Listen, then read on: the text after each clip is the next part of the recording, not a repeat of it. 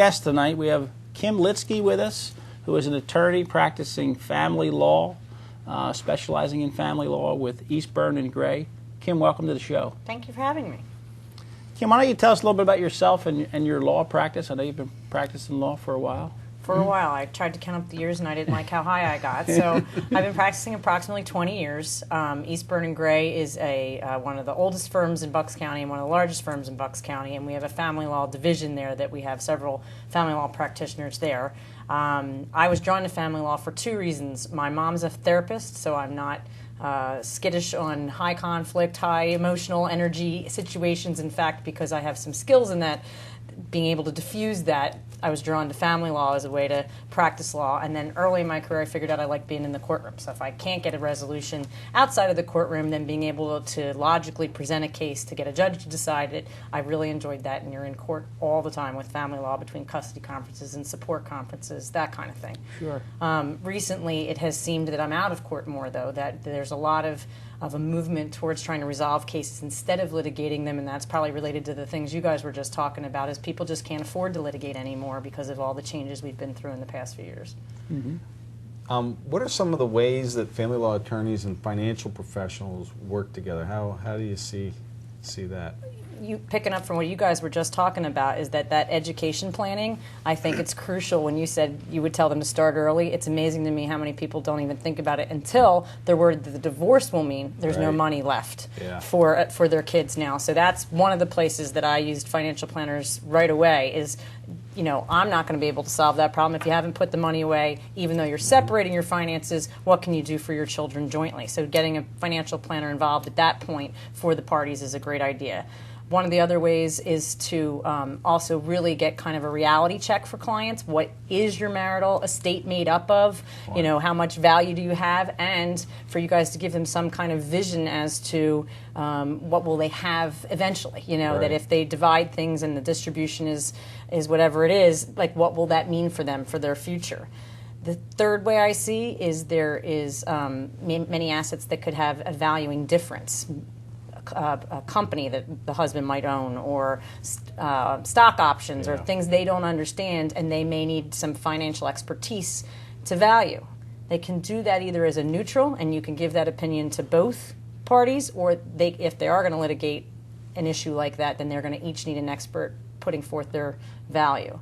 The other ideas I have for working with them and have worked with them is just ideas on how to distribute assets. Is it better to fight for more pension, or to try to keep the house, or to really do more with regard to alimony than in division of assets? And financial planners can be very valuable in giving clients information about that. So working with them so that I'm giving them my expertise, but I'm not giving them financial expertise is really beneficial to the clients. Do you see a lot of, it sounds like you definitely work with financial advisors and planners. Do a lot of attorneys do that? Or is it kind of the norm, or is it? It depends on the cases. There obviously are people who are getting divorced who aren't going to need a financial planner, that they might have a smaller marital estate, a shorter marriage, that they don't need that. But I do think that once you get into a more sizable marital estate that has to be distributed, or if you have a spouse who hasn't worked and is very concerned that what has been accumulated during the marriage has to get that spouse to retirement, that's when I see financial planners being used by a lot of divorce attorneys. Whether the divorce lawyer and the family and the financial person are working hand in hand,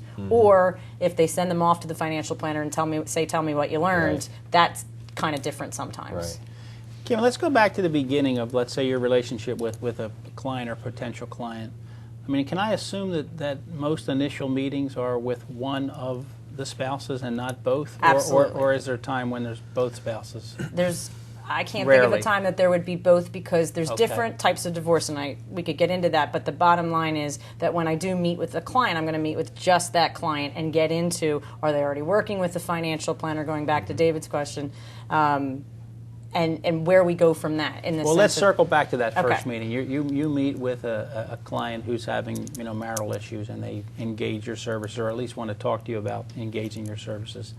What are some of the things that you talk to them about when you're taking your notes day one in that meeting? What are some of the things that they need to be aware of that you want the answers to? I think all divorce lawyers are different, meaning I have a partner who, when she comes in, she lets them run the meeting. What are you here for? What can I do for you? I, on the other hand, am very goal-oriented. So I start by asking them almost what feels like a quiz. In fact, I say that. I'm about to ask you a quiz. Sure. They're coming in with all these emotions, and if I can take off, you don't have to tell me what went wrong with the marriage first. First, I just want to know how many kids do you have, their birth dates, where you work, where your husband or wife works, what the value of your house is, what the mortgage is, what the home equity loan is, and then go through all their assets. Some clients, I joke with them and give them an A because they might be somebody who came with a spreadsheet in advance. Right. Yeah. And I have some clients that come in and say, I No don't idea. know, I Yeah. don't No know, idea. I don't know. Oh my No gosh, I idea. need to go home now. I don't know. You know, give me homework. exactly. And we do that. That if it's Sure. a matter of they need to do homework, I can work out what their homework should be. And there's no real wrong answer. So the clients that are nervous about coming because they don't know those answers, then I'm Right. still giving them an education on what we're going to need to develop, what we're going to find out, so that we can then do the rest of the process, which is to then equitably divide those assets and figure out what the support numbers should be and that kind of thing. So is it essentially two areas? One, obviously, separation of assets, and then the second one would be, let's say, if there's children involved, custody of children, visitation as another. Is there anything else? Correct. Support. The financial obligations that go with Gotcha. that. So the child support, and if there aren't children involved, there still could be a spousal support obligation, or that's called alimony after your divorce decree, but it's called spousal support before your divorce decree. So Gotcha. that has to be calculated as well. And again, I do the quiz to them because then I can talk about their facts when answering their questions about what's going to happen next in this process for me. So what was important to your 10 o'clock meeting, it may be completely different to your 2 Correct. o'clock. So you want to get all the Correct. information But so you what can help is- the 2 o'clock. What is true all the time, and I say it in almost every new client interview, is that it's getting divorced is 90% emotional and only 10% legal and financial. It's amazing how much time we have to spend on the 10%. That's the difficult part. That's why you're paying a lawyer and paying a financial planner. But the emotional stuff is really what the client's going through. And then to just have them work towards separating those things so that they can talk to me about what they need legal advice from me on, and then work with the other emotional stuff with the supportive friends or mental health specialists or whatever they need. I've had clients that, and usually when I've seen divorcing clients, there's like a dominant financial spouse and a non-dominant. And the non-dominant, a lot of times will say, I don't know how I'm ever going to live. I mean, are there guidelines from a standpoint of income or child support that that you can help easily alleviate that fear with the client? Absolutely. I have the computer program in my office. I can run child support numbers for them right that moment. Spousal support in Pennsylvania is easy as 40% of the difference of their net incomes if there aren't children, 30% if there is. We can do all that calculation there.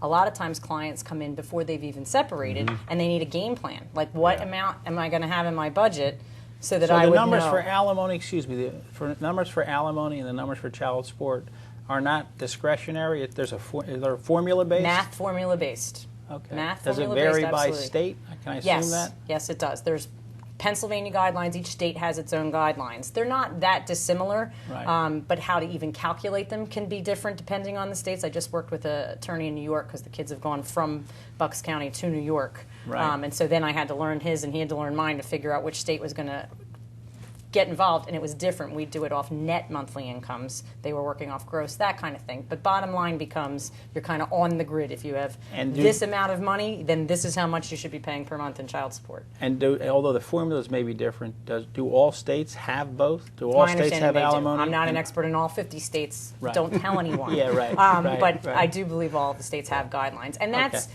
relatively recent when we look at the big history. It used to be that there would be support hearings where you would have to put forth what your expenses are to try to agree on what the budget was going to be for the whole family. And you can imagine, depending on which judge you got, what day, how much that would vary. And now it's very much more uniform and just an objective approach that we can just do the math formula. Yes. Right. So on alimony, you only get alimony for a certain period of time. Can you talk a little bit about, I don't know if there's anything that's cut and dry on how long somebody can anticipate it, but what do you see on that? There isn't anything cut and dry. There has been discussion amongst legislatures for years about whether they would make that formulaic as well, but that hasn't been the new law yet.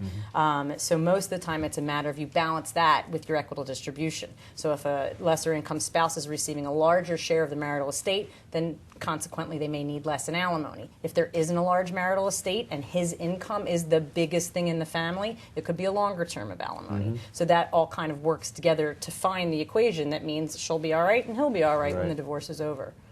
I know you've been practicing family law, as you said, for a while. Is there anything new? Is there anything that's changed recently? Or I love that you asked me that question. And I love it because there is something new, and it's called collaborative law. And again, it's new, but it's not, meaning it's been around for a while. People have been working on trying to develop a process for a while. And as I was joking earlier, it's sometimes that you say the process is beautiful and then it has its kinks and you have to work them out. But the concept behind collaborative law is, instead of going into a courtroom and me telling my client's side to the judge and you telling your client's side to the judge, we sit around at a table and we really work through what's the solution for this family. It's different than other kinds of alternative dispute resolutions, because you still have an advocate. You still have a lawyer who's going to advise you of your rights. Right. But the training for the lawyers are to not be adversarial, to sit and find solutions, to get the clients to focus on solutions. Is there a proctor? No. Or No, there isn't. So this is not like a mediation. Correct. Mediation is different in that you don't have your advocate. So the mediator will tell you what the issues are going to be and what you're going to need to resolve, but won't give either of you advice on how to resolve them.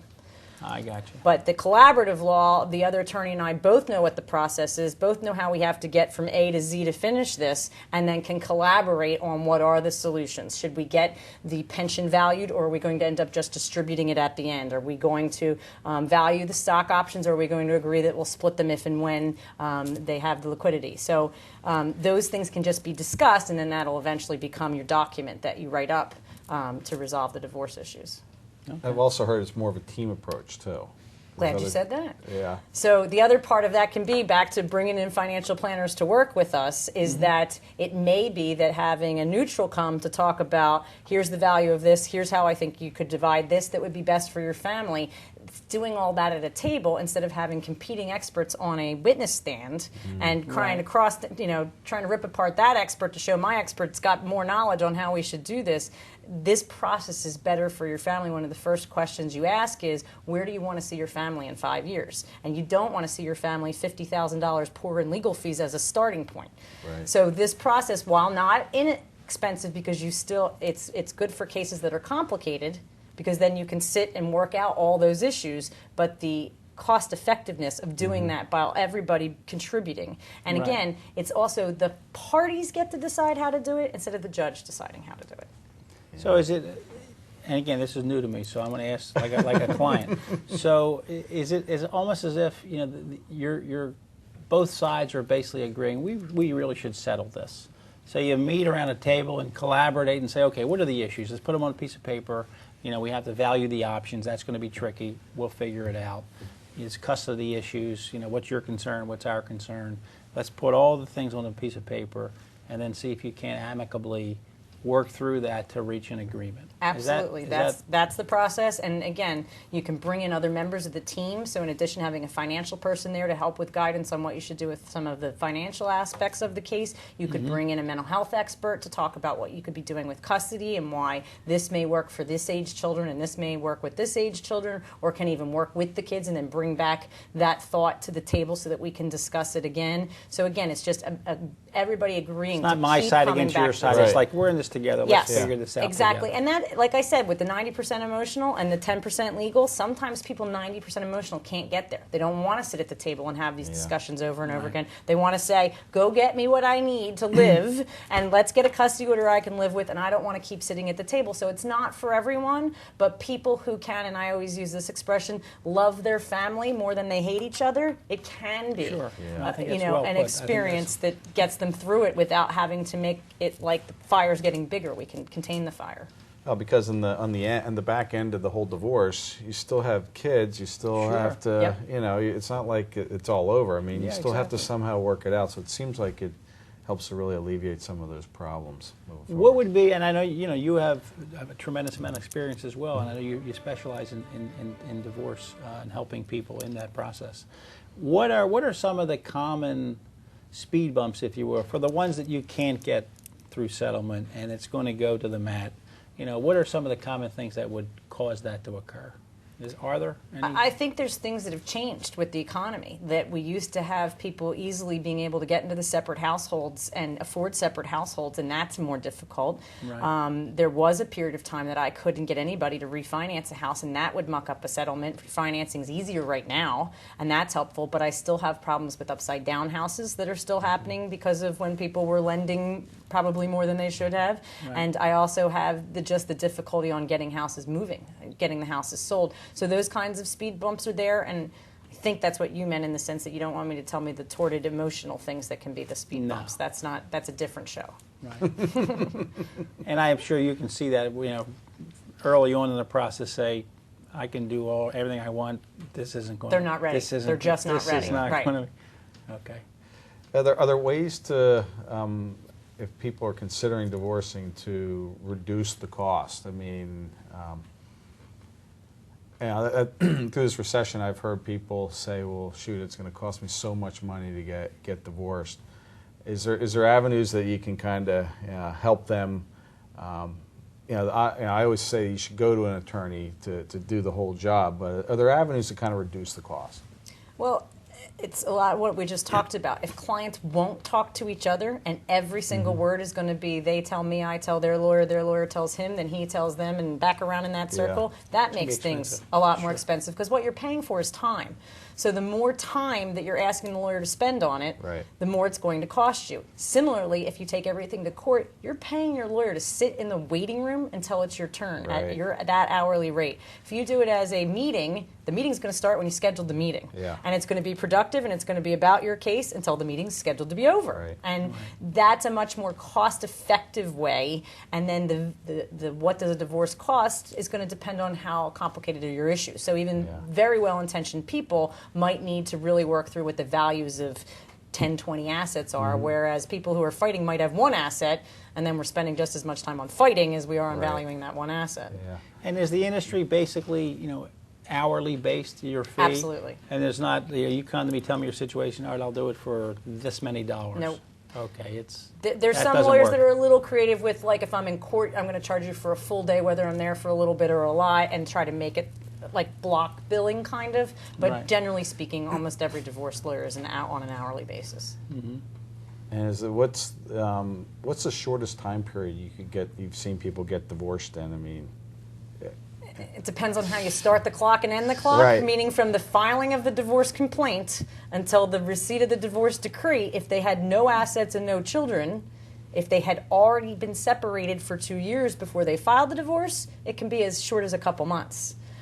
There's a 90-day waiting period in Pennsylvania, so if you haven't been separated for 2 years and you're proceeding under a consent divorce, that 90 days stalls some things out. But most of the time that it takes people to get divorced, when you hear horror stories of how long it's taken, is because they can't get to that resolution of how to divide their assets. What is and the they 2 can't years afford about, to go to Kim? court. Tell me about that. There's two types of no-fault grounds for divorce in Pennsylvania. One is a consent divorce, which I'm making up my statistics, and I'll admit that, but like 80% of my clients seem to agree that at some point they're both going to sign consents to the divorce. But some people stay separated for 2 years, and that's the second type of no-fault divorce.